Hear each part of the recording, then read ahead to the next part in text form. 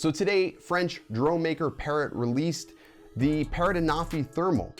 Sort of surprising. I thought they were going to make something a bit different, not really reuse what they already had. I knew it was going to be commercial, but I just didn't think they were going to do this. We're going to talk about this, so stick around.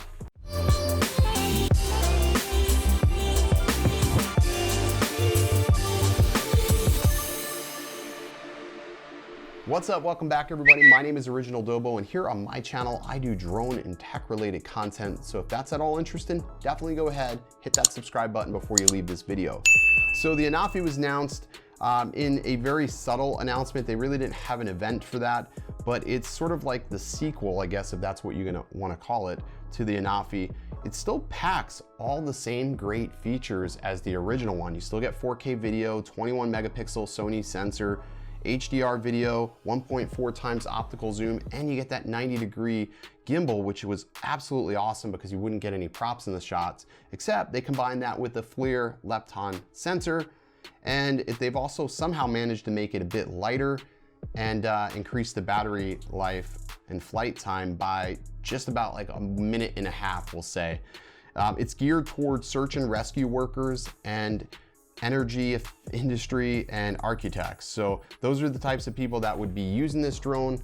1,900 bucks. I mean, it's capable. I mean, you're really not going to find a thermal drone that cheap anywhere. The Mavic 2 Dual is the closest to this, and it's coming in at $2,700 right now. So a little bit bigger of a price point, and it doesn't have quite as good of an RGB sensor as the Anafi. But what it lacks in RGB, it does make up with overall control and the fact that you can fly the Mavic 2 pretty far, and it has 30 minutes of flight time. So we'll get into a full comparison between these two when I get both in hand.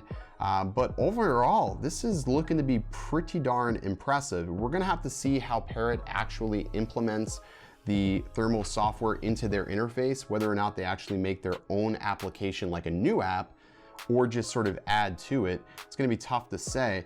But this is a pretty worthy competitor. It's going to be shipping in May. So for anybody who's looking to get it, it will be in May. I'm not sure if we're gonna stock these or not. I'm contemplating on the fact that we should, just because of what it is.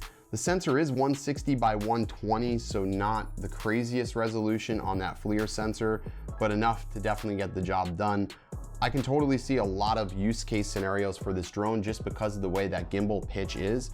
You can really accomplish a lot. I really was not very fair of the Anafi the first time around because it had a lot of issues, but since it's had some time to mature, I fully expect that this drone will be very capable and a worthy enterprise competitor.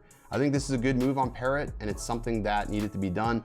Although I will say I'm getting a little bit tired of the word search and rescue. Makes it seem like people go missing like by the dozens in neighborhoods across America everywhere. Whatever happened to sending Lassie to go find Timmy down the well? Anyways, let me know what you guys think about this release. Is this something you're interested in since the camera is just as good as the first Anafi, and then you get the addition of thermals? Honestly, good move, Parrot. Sound off in the comments. I'll be sure to check it out. I'll be hanging out there for an hour or so.